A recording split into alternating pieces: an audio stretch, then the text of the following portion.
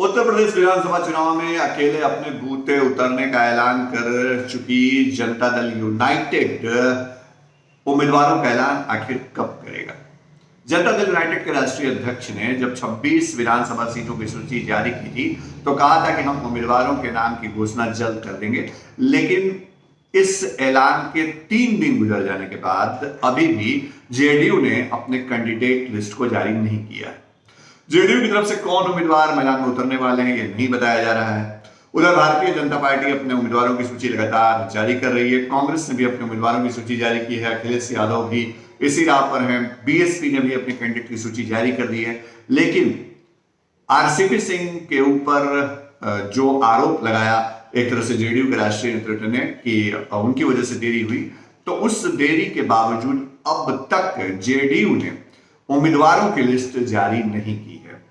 तो ऐसे में सवाल उठना लाजमी है कि क्या वाकई जिन 26 सीटों का ऐलान किया गया जेडीयू की तरफ से उत्तर प्रदेश विधानसभा को लेकर के, वो एक रणनीति थी इस बात के लिए कि कहीं ना कहीं बीजेपी पर दबाव बनाया गया, इस बात के लिए कि जिन 26 सीटों की घोषणा की गई उसमें 22 सीटें बीजेपी की सिटिंग सीटें हैं, और अगर बीजेपी ये देखेगी कि 22 सीटों पर जेडीयू उम्मीदवार देने जा रहा है तो वो जेडीयू से डायलॉग के लिए आगे आएंगे। सियासी जानकार मानते हैं कि जेडीयू की रणनीति का एक हिस्सा भी हो सकता है कि वो पहले सीटों के नाम की घोषणा करें बिना उम्मीदवारों का नाम बताए हुए, और ये इंतजार करें कि बीजेपी के नेता, संभवतः उत्तर प्रदेश से जुड़े नेता या फिर राष्ट्रीय नेतृत्व से जुड़े नेता, जो संपर्क करें जेडीयू नेतृत्व को या जेडीयू के नेताओं को कि आप क्यों लड़ने जा रहे हैं, हमारी सिटिंग सीटों के साथ चुनाव क्यों आप उतारने जा रहे हैं उम्मीदवार।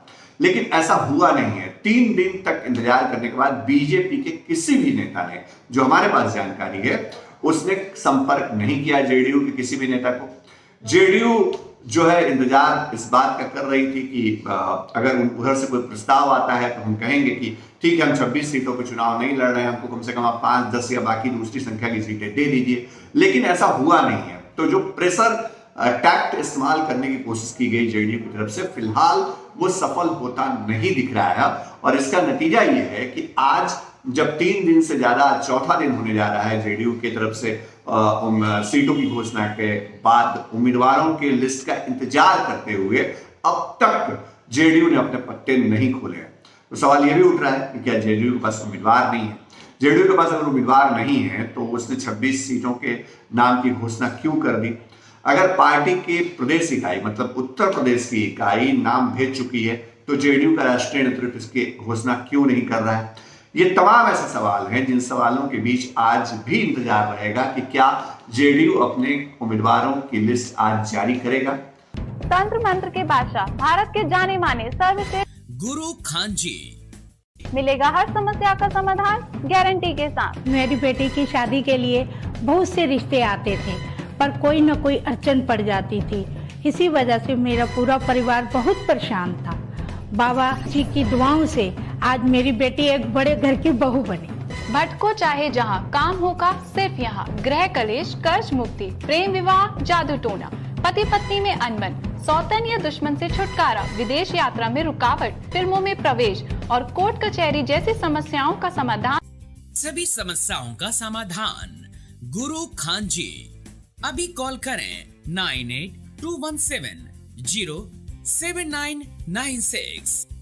अगर कर देता है तो समझिए कि वाकई जो दावे जेडीयू के नेता कर रहे थे उन दावों में दम है। और अगर आज भी लिस्ट जारी नहीं होती है तो इस बात को समझने में आपको कोई संकोच नहीं होना चाहिए कि ये चुनावी राजनीति में कहीं ना कहीं दबाव वाला दाव पेच ज्यादा नजर आता है।